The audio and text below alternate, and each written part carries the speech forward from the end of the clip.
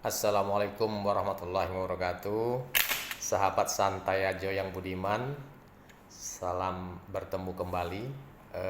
Pada kesempatan ini saya akan berkomentar terkait dengan ini eh, foto ini ya.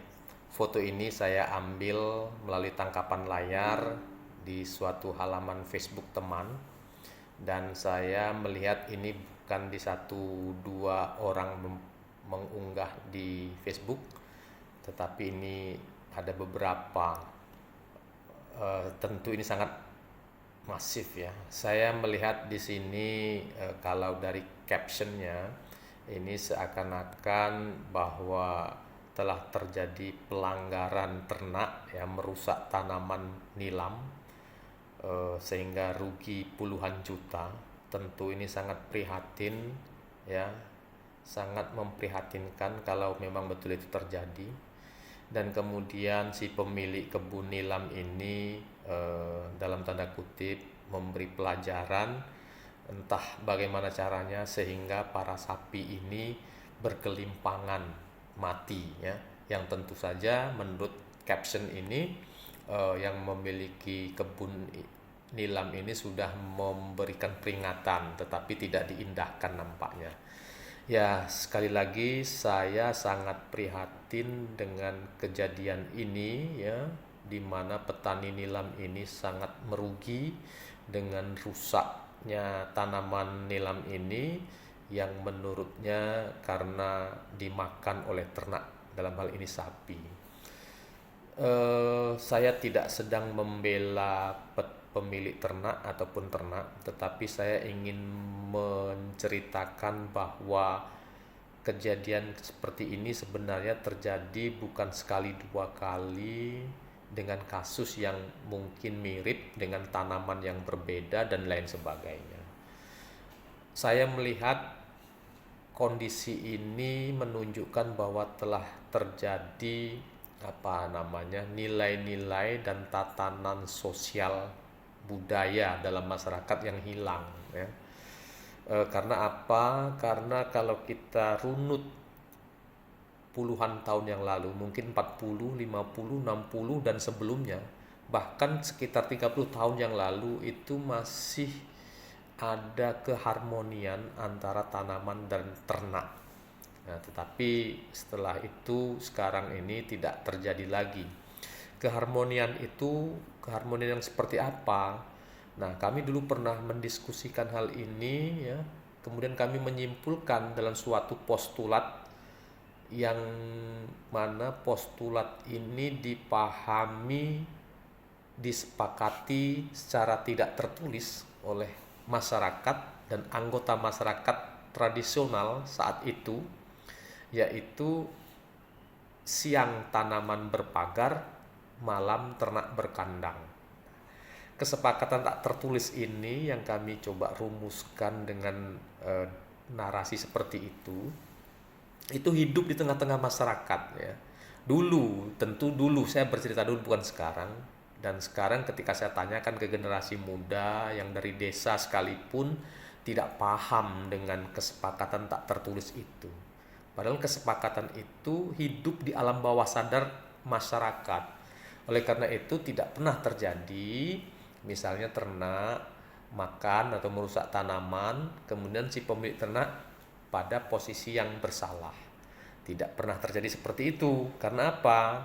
Kenapa ternak bisa merusak? Karena tidak dipagar barangkali. Kalaupun dipagar mungkin tidak kuat ya. Nah, di samping itu pada masa yang lalu, areal untuk tanaman itu memang agak jauh posisinya yang tidak terjangkau oleh ternak. Biasanya di balik bukit, di seberang sungai, yang peruntukannya memang untuk tanaman. Dan memang pada masa-masa itu belum ada tanaman seperti sawit ya.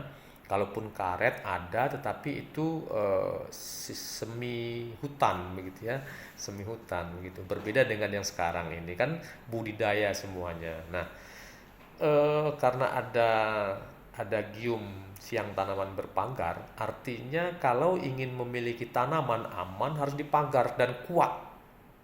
Kalau terlanggar oleh ternak, tidak berarti si pemilik ternak yang salah kalau dilanggarnya siang hari.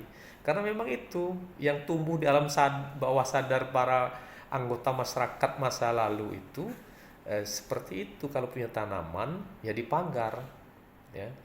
Kemudian malam ternak berkandang. Ini artinya apa? Artinya kalau malam ternak harus dikandangkan. Makanya dulu itu sore-sore hari gitu ya, pemilik ternak atau yang bekerja kepada si pemilik ternak itu akan mengiring ternaknya, memanggil ternaknya untuk pulang ke kandang.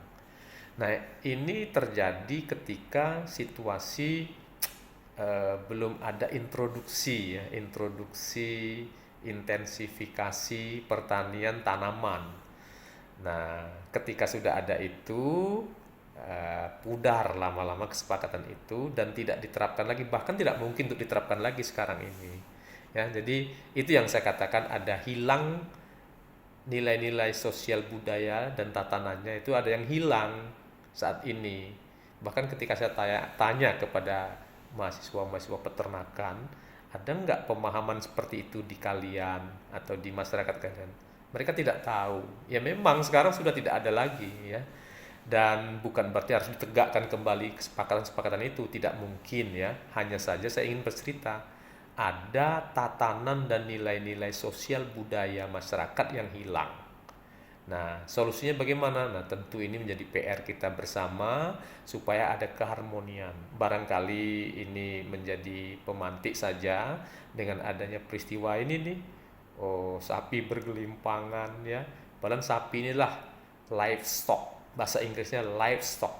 Stok hidup, kira-kira begitu kalau mau kita terjemahkan serampangan ya. Lumbung hidup kita ternak ini ya. Jadi alangkah baiknya kalau ternak juga bisa banyak jumlahnya, tanaman kita juga banyak menghasilkan untuk masyarakat. Nah, itu baru yang namanya kemaripah loh jinawi.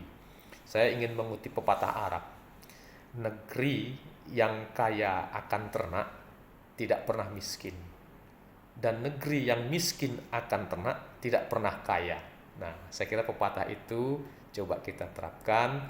Ini mungkin kalau ada pihak-pihak yang memiliki kebijakan ya, untuk bisa menjadi bahan renungan lah ya ketika melakukan tindakan kebijakan terkait dengan pembangunan pertanian secara holistik ya, bukan hanya sektoral. Nah, saya kira itu. Assalamualaikum warahmatullahi wabarakatuh.